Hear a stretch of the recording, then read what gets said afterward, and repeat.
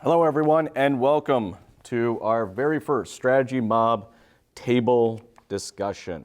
Today, guys, this is how this is going to work. I have here 4 envelopes. All right, these envelopes have a dealership scenario. I will give you guys each of your envelopes. Everyone's going to have the same scenario, but there's going to be a series of strategies that we're going to have to develop here on the site. You guys have some pen and paper in front of you. You guys will get about 5 minutes to kind of discuss among yourselves and make any notes, and then we will get right into the strategy. So, Ralph, here is yours. Mr. Dan Liska, the good-looking Mr. Neil Shah, and the oh-so-famous Raj Dey. All right, guys, I will read out to your guys' dealership scenario. So here we go. So we have ABC Motors. I'm sure you guys know who ABC Motors is. Yeah, I bet you there's probably an actual ABC Motors out there somewhere. So ABC Motors has always had a strong company culture and team environment. Since COVID-19, their positive culture has deteriorated due to layoffs, people working from home, not being able to host team building events, and general concerns about job security. How does ABC Motors reconstruct their positive company culture this year? There are 3 strategies to go with this. We're looking for a communication strategy, an operations/process strategy, and a individual growth and training strategy.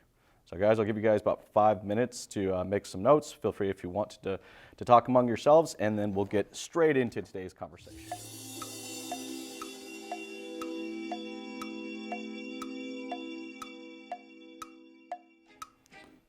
All right, guys, time's up. All right, I'm excited to see what you guys have to say. So we will dive right into it with our first is communication strategy. Raj, I'm going to start from your side of the table and we'll work our way around. As far as communication goes, Raj, how does ABC Motors reconstruct and develop out a better positive company culture going into this year, knowing that they've had a pretty rough time the last year? So always be on the know. One of the things that I recommend is just having a webinar, connecting with your people, in the daily briefings. Just kind of update everybody what's going on, what are some of the strategies that is kind of taking place, and also sending out emails to clients as well to let them know what we're doing, what are the necessary steps that we're doing to ensure our staff and our customer safety as well. Cool, thank you. Neil, I'll go ahead and we'll go around, kind of get everyone to get their initial thought out, and then we will kind of discuss among each other, push back and forth, and come up with a solid strategy for anybody that's out there watching and listening right now. So Neil, you're up. From a communication standpoint, if we're still in the same situation and we're working from home, daily video meetings, I agree, I think is imperative. I call it a drop-off morality box. So in that box every day, you present it to your team with inspirational notes, dealership protocols, and new things that we're following up with. Morning follow-up, emails, text messages to customers. Communication is, I think it's very, very important. I remember in our panel discussion yesterday, we talked about, I believe it was Brendan and John were both talking about, videos with customers and follow-up text messages with customers. So keep it simple. Keep the communication simple because it's the most effective way. Awesome, thank you, Neil. Yeah. Mr. Dan Liska? Yeah, so I couldn't agree more with Neil on keeping the communication simple. The video follow-up I think is really important for the client communication, just because the number one reason our clients aren't getting back to us right now is they don't realize we're human. So just seeing that face there is really, really important. But probably the more important side of the communication strategy, I think, would be injecting that empathy that you were talking about into the one-on-one meetings that we're having all the time. Because I think that we fall into the trap of 100% of the time being spent on, are you meeting the company's objectives as an employee? And I think we really need to start to focus those one-on-ones on, are we as a company meeting your needs as an employee and as a human? And I think it's very fair to spend 5% of the month on that to make sure that, as you said, Raj, we're not getting surprised by anything bubbling up that maybe we weren't inviting a conversation around. Thanks, Dan. Mr. Ralph Scheuermann, what you got there? Well, I had three guys make some great points before me, so not a ton to add to what they've already, I agree with everything they've said to this point. I think I would just, more want to lay out exactly two scenarios as far as communication strategy. What's our communication strategy with customers? What's our communication strategy with staff? And I think there are two different planes right now. Our communication with customers would be more on a video mission or a text mission or a path to go down because we're working remotely, and more of, as Neil mentioned yesterday, and I really like that, more of a daily manager meeting one-on-one, and what's your challenges and what have you seen with your staff today, so that we can bring the information back or get the information up to the level that it needs to go so we can fix it from the top down. Yeah, and you know what, just to build on what Ralph's saying there, I think the key part of what you're saying on the two different strategies, client and staff, is just way earlier communication with the customers. We're not getting price shopped all the time. You're creating that bond of joint discovery with them as the initial person to help them figure out that they have the problem. And overall, I just think that having technology start to open up those conversations before, and we got to redefine where that initial point of contact starts. We got to start that contact in their cell phone, as opposed to expect that they're going to say, I want to be contacted. Would that be more of a assertive way of doing it in terms of on a daily standpoint? Because I like what Ralph said, having the two strategies, having for employees is perfect, right? Because you separate the entities, but it still works as one. For the customer, do you tackle them daily? Do you tackle them monthly? It depends on the action the customer took. If the customer took a passive research action, like they couldn't get information that they should have otherwise been able to get, like an inquiry like give me price information, we don't have the right to follow up on that relentlessly, but we do have the obligation to follow up on it right away. Whereas for something like a trade-in or a credit, they're basically putting up their hand and saying, I don't know. I don't know what my trade is worth. I don't know if I could get approved. So in that situation, yes, we got to follow up right away, but we also have much more of a right to follow up pretty assertively over, let's say, the next 10 or 12 days, because we can actually help them. I can get you approved. I want to buy your car, all that fun stuff. So I think we just got to look at how the leads are coming in and what action did the buyer take. You guys have a couple points here, and a few things I want to bring up was, and you guys started to talk about it, was frequency of communication, right? I love how all of you guys agree kind of the form of communication with staff and with customers should be kind of the form of a video. I agree with that. I mean, look, from just black and white text, I don't know if I can necessarily, see or really feel your intent to want to serve me as a customer or serve me as an employee. So if I'm seeing you on video, I can connect with those eyes, I can see that body language, and I can truly say, like, there's an authentic message here. This is not just a marketing message that was typed up and then emailed out to everybody. So I'm totally with you guys on the video side. My question is kind of the frequency of that message. That's one part, and we can break this down both in employees and customers. And then what is the content? Because I think there's a lot of people out there that's watching and listening right now going, hey, I dig that. I could totally do a video, for my staff or for my employees, to try to help build up morale and maintain culture, but what's in that video? So, you know what, Raj, I'll start with you and kind of move you guys around, then you guys can kind of bounce back and forth. So 2 parts here, frequency and what is the content in that video that you guys would send out? So frequency could be like, every day, right? On staff or with customers? Yeah. Just to, I wouldn't say every day for customers, but generally for staff, because you want to be able to feel like you're coming to a place where, everything is taken care of, everything is safe, right? Because not a lot of people want to come in if it's not properly, sanitized or whatever, right? Even customers too. I think I tend to agree with that as well. Like, from a frequency standpoint for staff, that it's imperative that it happens daily, and I would do in the morning, and then recoup prior to closing. With the customer, I think on a daily basis it may be too too draining because it's just like anything, right? It looks like it looks like a sales call, right? Like, okay, we're telling you what we're doing, but we're telling you the same thing the next day. You know, I'd rather try to keep it very, very like broad. Like I would say, like every few weeks, because if nothing's changed in terms of policy, once every few weeks is fine. Because if you bombard them way too much, the annoyance will start. Yeah, and to build on that, I would say video is a good tool. Video is a tool that a lot of dealers are underusing right now, but video is so far from the only tool that is being underused right now. And to both of your points, if we hit them with video every day, absolutely, that is too much. But as we start to look at text, email, it's a thing. A lot of people email improperly, and then we think that email doesn't work.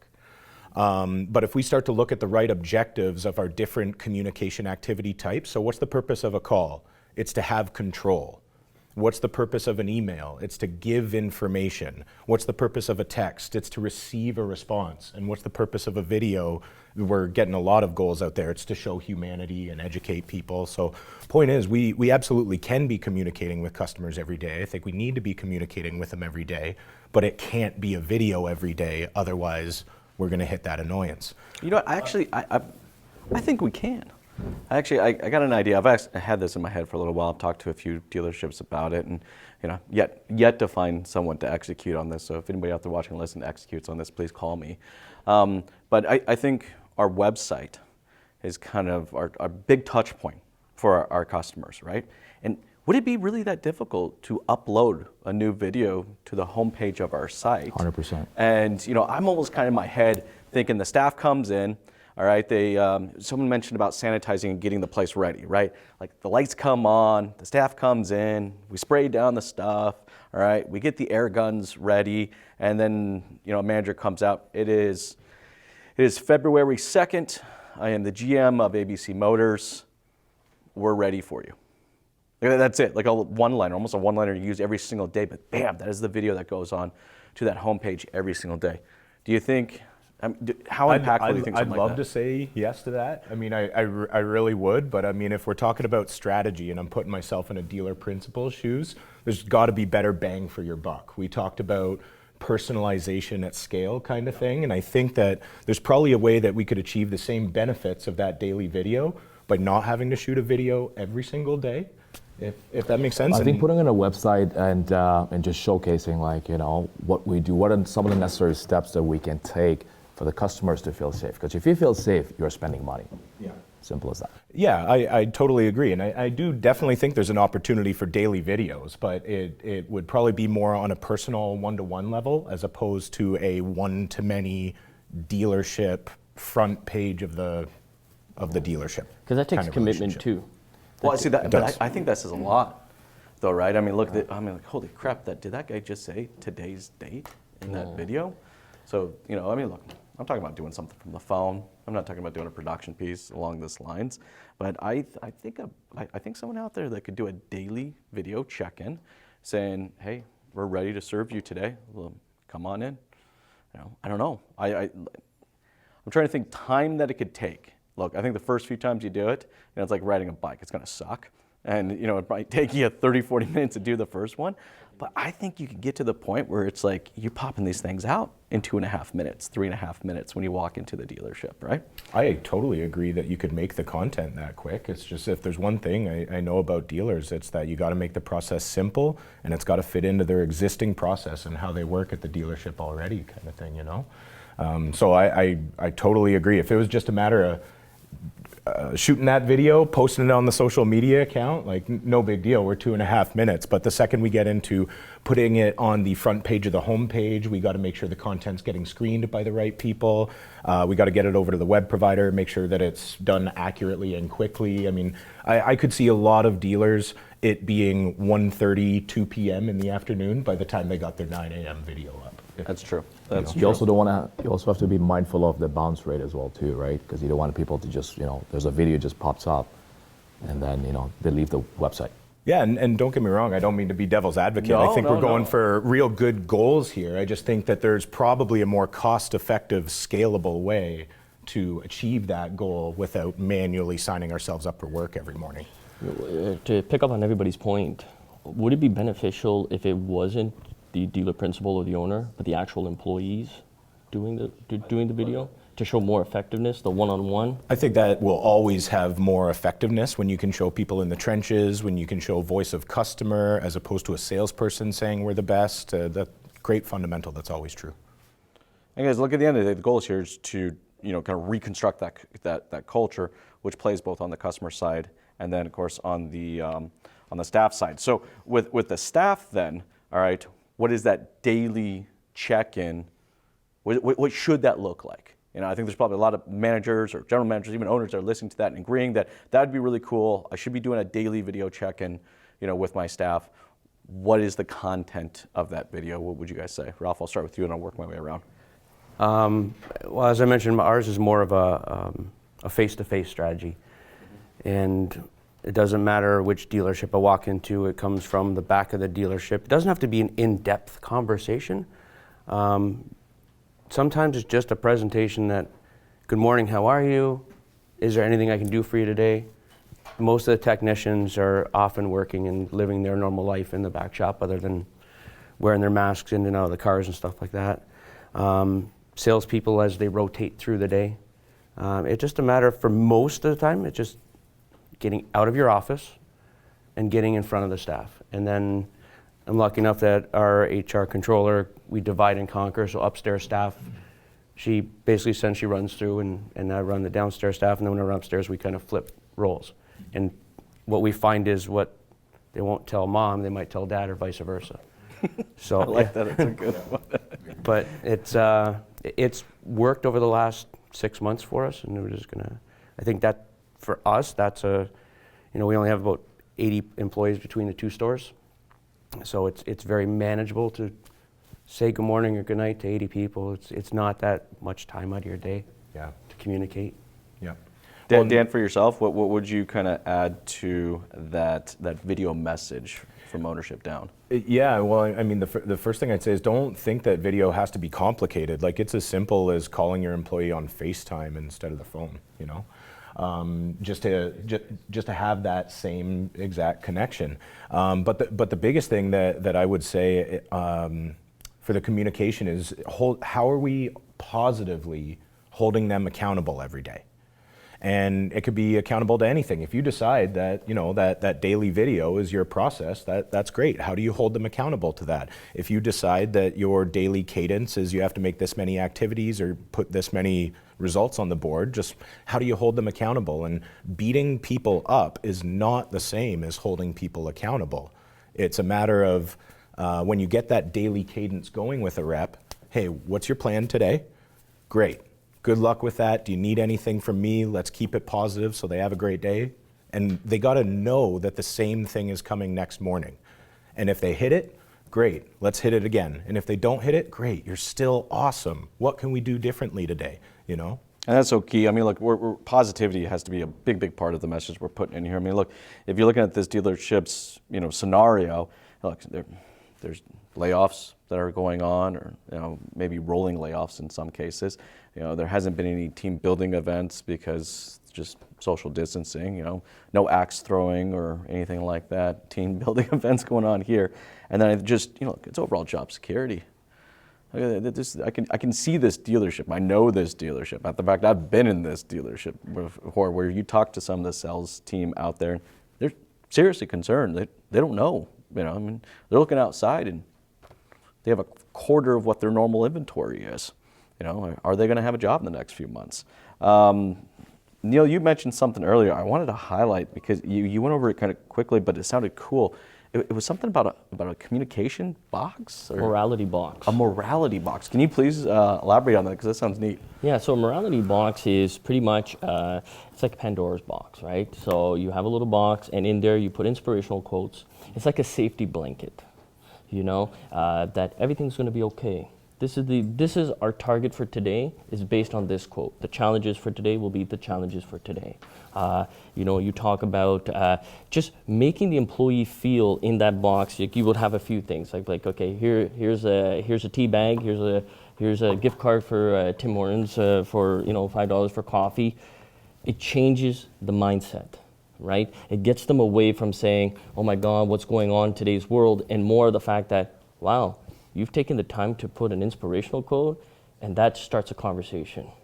And that builds morale. And that keeps everybody at ease. And when you have everybody at bay, it makes it a little bit easier for productivity, right? The only way you can calm people is to make sure that they, of course, are aware of what's going on, but make them unaware of that and focus on what we need to achieve today. And it doesn't have to be, like you said, you can sell, okay, you didn't reach it, okay, how can we do to help you? What are the other things that we can execute? So what is that main thing that you've mentioned?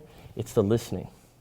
It's the changing of the mindset. It's telling your story, right? And that's what it all comes back to, right? It comes back to keeping morale strong is very, very easy. It's just comforting words to achieve what you need to today. Forget about what's happening in the uncertainty of the daily routine on the outside. Focus on the inside. So it's pretty much you're becoming, like you say, you don't want to tell mom, you don't want to tell dad, you become parents. That's exactly what you become. That's very You cool. have to, I agree totally with what you said. You have to deliver a consistent message, right? Consistency is Whatever the key. your focus is, that has to be daily. Our focus is, if it's CSI, it goes out every single morning, so everybody gets to look at it, not on the 28th day, and go, by the way, you're missing your target, and you got 2 days to fix it, right? So that walkthrough every day, or that video conference every day, or whatever it is, you have to hold yourself accountable. Yeah, if there's one thing that kills culture on a sales team when we are trying to hold accountability, it's selective inspection. That's Yeah, right. that's Just random. I'm going to check you now because I think that the building's on fire. So we got to be proactive and data driven. Treat your employees, I know this is going to sound wrong, like CSI reviews, but on, like you said, daily basis. But do it differently, with more of the empathy, more of the compassion, rather than, like you said, well, you didn't reach this, you didn't reach this. People have too much stress already as it is. I love the fact that you use the word empathy, because a handful of you guys used empathy kind of in the communication strategy. Look, I don't think anybody out there would disagree with us, that empathy needs to be a part of that communication, but I'll be the first to admit that my EQ is not overly high, and my first kind of gut reaction is not necessarily empathy. Like, I'm getting better at it, like I am. But so then I think this kind of falls into kind of our operations strategy, because it's a process. So, Ralph, I'm going to start with you, and then we'll work our way around the table over to Raj. Developing an operations strategy, all right, for ABC Motors, it needs to reconstruct their positive company culture. It's a little rough right now. Everyone's a little on edge. How do you make sure that's built into the operational or process efforts? I think it's no different than what we've already gone through. And Neil mentioned it yesterday. It's a daily. It's not a strategy that you can set for. Yeah, I mean, you have to set a long-term goal, but it's one that continually changes. What is open today could be closed tomorrow. It's so quick to react that you can't say, okay, I'm going to set a goal for 6 months from now. I need to set those goals, those operational strategies. Let's set them for a week, but let's shift them as they shift, right? Like I said, we don't know what's going to happen tomorrow. You could go from an orange zone to a red zone, and away you go, right? And that changes the entire culture, not only of your dealership, but of your customers. It just leaves a lot of open questions. People are there's that uncertainty, and because of that uncertainty, it can be difficult to consistently breathe positivity into that culture. Dan, what would you like to add to that? Yeah, difficulty is high, that's for sure. And I want to preface that, so I'm at least softening the blow of maybe being the least popular guy in the room after this statement. But I really think that we need to zoom out, and we're kind of looking at trees, and we need to look at the forest. Like I've heard a couple times now, well, this could happen, and this could happen, and this could happen, so we can't really plan too far out. And I totally agree with that logic, but I think if that is our logic, really what we're talking about is tactics there, and we need to be talking about a strategy, a long-term strategy that is within our control, acknowledging that there are a lot of forces at play right now that are outside of our control. And the biggest thing I'd be saying for strategy would be we need to future-proof ABC Motors so that if this ground shifts, we're still good to go, we're still good to operate, by kind of leaning into, okay, what are those highly difficult decisions, choices, processes that we need to implement, and do that before another, tectonic shift happens, ground opens up, and we got a pandemic without all the support from, Uncle Government kind of thing. So. No, I think both of you have said very credible stuff. I think it's important that from an operational standpoint, one word: honesty. You got to keep it honest. You cannot infiltrate misleading information. It's good to be empathetic. It's good to have good strategy in terms of communication, but you got to be honest in it. As much as it hurts, because of everything that's going on, we can't lose sight of it. Because if we're too comfortable, we lose sight of the reality, right? So honesty for an operational standpoint is imperative. I think forecasts are gone down the drain now. I think everybody will agree there's no such thing now as monthly targets and yearly targets and year to end. Don't need all that. I would say it's just a daily understanding. You have that in play, it makes it easier. I think Jason also targeted is something very, very important. Customers, if we put employees on the standpoint for a second, employees are based on face-to-face management, face-to-face conversation. But if you look from a customer standpoint, website, it's important, right? But you keep the message honest, right? From an operational standpoint, that's what everybody looks at first. Facebook or this or what have you.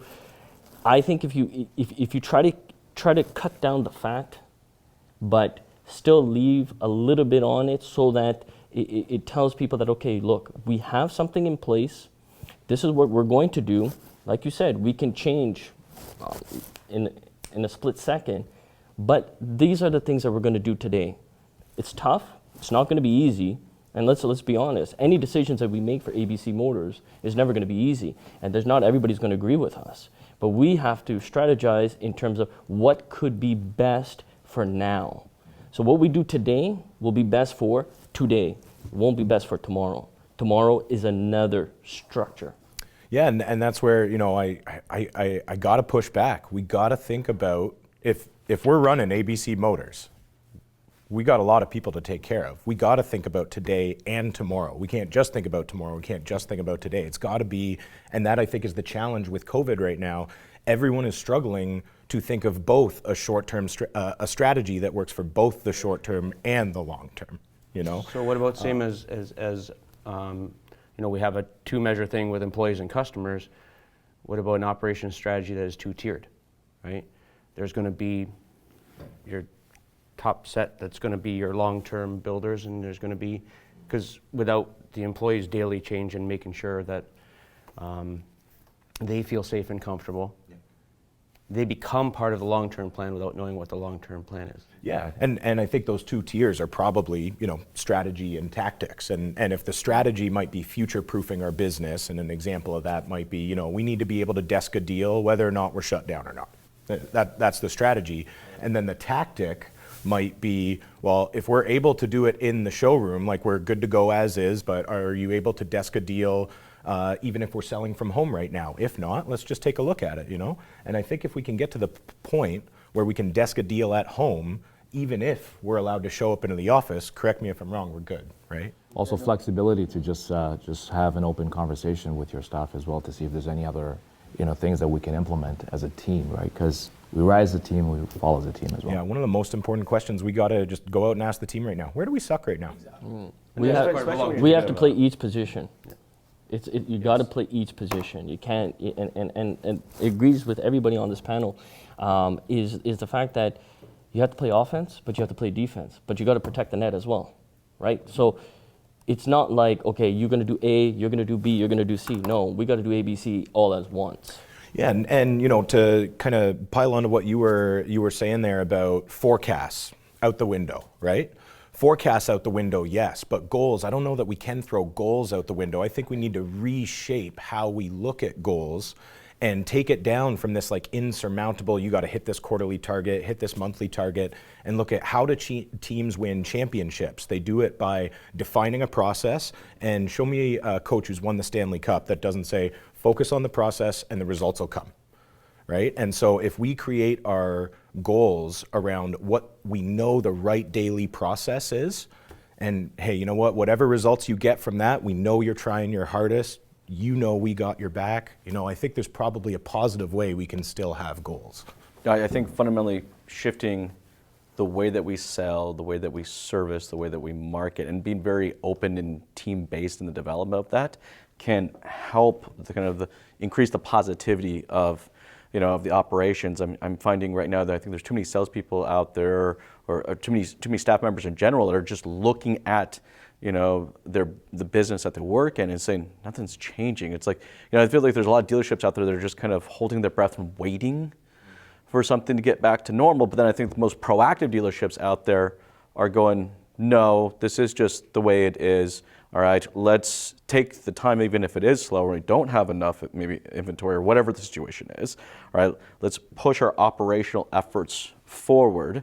And I think that gets everyone kind of excited, and I think it gets the staff excited. I mean, Neil, I love the fact that you brought up the website, because I think too often I go on dealerships' websites and it feels like nothing's changed. Like it's like, the site looks the same that it did 2 years ago as it does today, and I don't necessarily think that's a great message. Raj, was there anything that you'd like to kind of add to, how do we structure, that empathy within our operations? That's where I want to go. I mean, all of us, we had great points, but I just want the dealer principals or whoever in a management to just make sure that people are happy with what they're doing, and people are understanding that we're in a hole together, and we're gonna come out of it. So just making sure everybody's on the same page and feed the positivity as much as you can. And that's what you would expect from your dealer, right? 100%. Cool.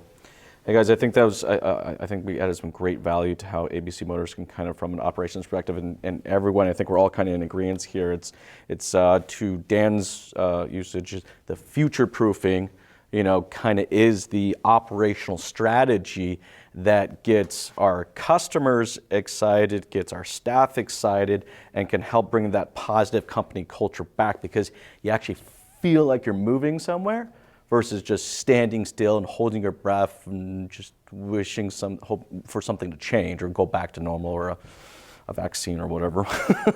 All right, our next one, I think this is a pretty cool one, because again, I feel like as an industry we've fallen off this for the last 9 months. Again, it's one of those things, kind of like our marketing efforts, we put pause on a lot, is the growth and training and development of our team. So, guys, again, using from this scenario, Raj, I'll start with you and work our way around. We're looking to reconstruct their positive company culture. It's a little stressful right now. What type of growth and training strategies, Raj, would you like to see here at ABC Motors? So in the first time when we were locked down, when I was with Scarborough Kia, everybody were home, and there's certain things that our general sales manager Dominic had implemented, was that somebody take on learning skills, right? So whether it's woodworking, just the ability to grow, because we had all this time off. How are you developing yourself, right? So if we can do that, and obviously through training and stuff, and try to see if there's any values you can build in your dealership, that would be quite cool. I like that. I like, hey, just get the mind going, keep it strong. Just do something different, keep it sharp. right? Try to learn something different. Yeah. Neil, would you like to add to that? I think Ralph said it yesterday where we were talking about that you have over, and I apologize, right, in advance, that you have 40 years of experience, right? You started at the age of 15, if I recall correctly. That's what we need to tap into. You are our training. You are our training. You are our training. That's, we talk about staff training, like how are we going to produce, like the manufacturer will send you a webinar. Okay, I'm going to sit in front of my computer. By the way, do you have the answers? Because I can't do this now, right? So I'm tired. I want to go for a smoke break, or I don't feel motivated, right? Your 40 years experience, the experience that are on this panel, that's what we need to tap into. I need to learn, you know what, I would take a day and if I was working with Ralph, I would be, so Ralph, when you started at 15, tell me about how your first 5 years of the business was. What did you learn? What did you fail on? That is what we need to do. And I think dealerships are not doing that enough right now because we're all looking at, okay, we have to try to find a program now to help us with COVID. We have to try to program now to help us with our customers. We are the program. Yeah. We need to take that incentive to be like, okay, this is exactly what we're going to do. This is how we're going to achieve it. That's the experience that I would rely on in terms of any type of growth training strategy. Yeah, and I'm so the goal, 100% right. I'm going to get super tactical with this and talk about 3 ways that we got to put that into place. Because I think if it was as easy as let's take what's in here and hit copy and paste, I mean, training wouldn't be such a challenge, right? Like we heard from a really renowned sales trainer yesterday that said, hey, you know, built a bunch of online material and it's kind of sat there on the shelf. And it's because knowledge transfer is a tough thing. In order to get someone to retain a message, you got to tell someone what you're going to tell them, and then tell them what you told them. And so from a tactical perspective, like we need to actually define what that training looks like. We need to define, we're going to sit in a class and we're going to discuss the theory of what that automotive process was 40 years ago and how the cheese has moved over the past 5 years, not 40, right? Because it's changed more in the past 5 years than almost the 20 preceding years before it with the pace of technology. So we got to do the classroom style theory. From there, you need to actually hold people accountable. You need to be listening to recorded calls with your sales reps. That is understanding what they sound like when you're not aware, when they are not aware that they're being observed. And you also need to sit with them while they're making calls, while they're doing those meetings, and that's going to be their sales behavior while they know they're being observed. And if you see differences between those behaviors, you got to have a conversation around, well, you do this when you're observed, you do this when you're not observed. And then finally, you also have to, and this is really the third part of that tactical, how we need to roll out that knowledge transfer, we need to set the expectations that they need to be active participants in their own coaching.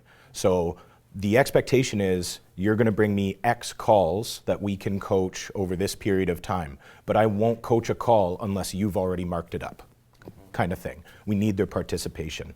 So I think that's really important tactically. And then the other super tactical thing that I think is important just for getting the right mindset for our team around all this is you got to understand someone's why. You know, we've talked for the past couple days about you can't make a sale without solving a problem for someone. And that is exactly what we're doing as leaders at ABC Motors is we're solving all our employees' problems. So if we're trying to motivate people by being like, you know, hit this target, hit this target, hit this target, we're never going anywhere. If you sit down and go, what are you in this for? You know, how are you trying to improve your quality of life? Is it you want a family that loves and respects you? You want to upgrade your home? You want a cottage in Rosso?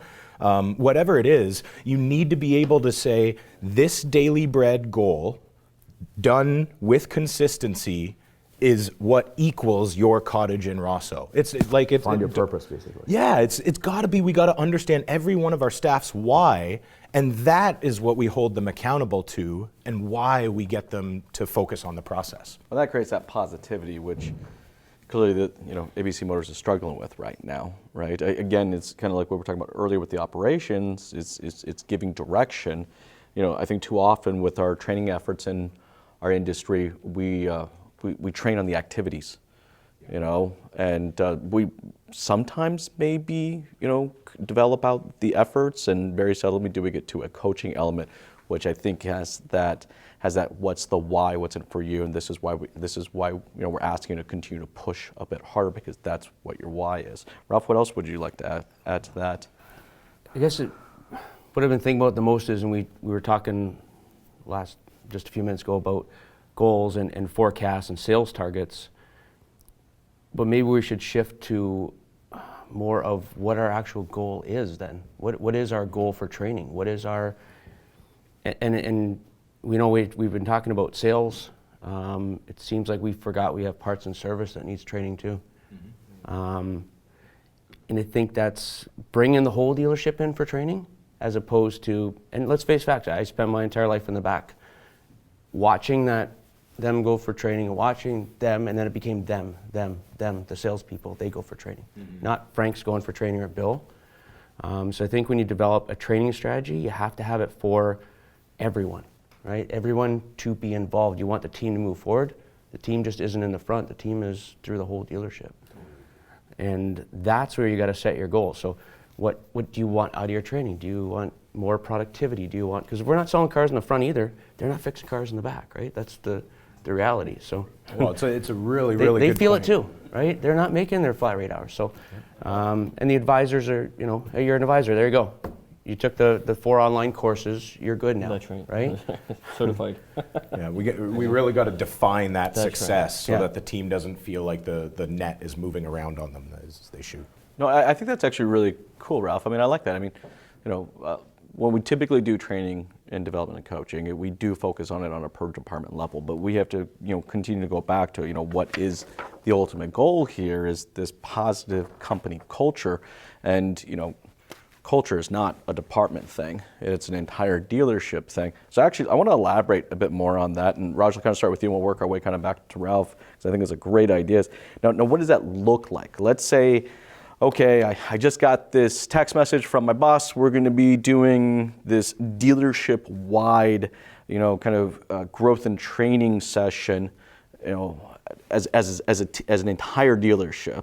What does that content during those sessions or time look like, or what would you think it would look like? Raj, I'll start with you and I'll work all the way around. It's about the growth of the dealership, growth personally as well. What are you learning? What do what you can put, and the ability to understand where are we going, right? What's our goal? Our vision is, and How do we move as a collective team? Collective team. Okay, gotcha. Right?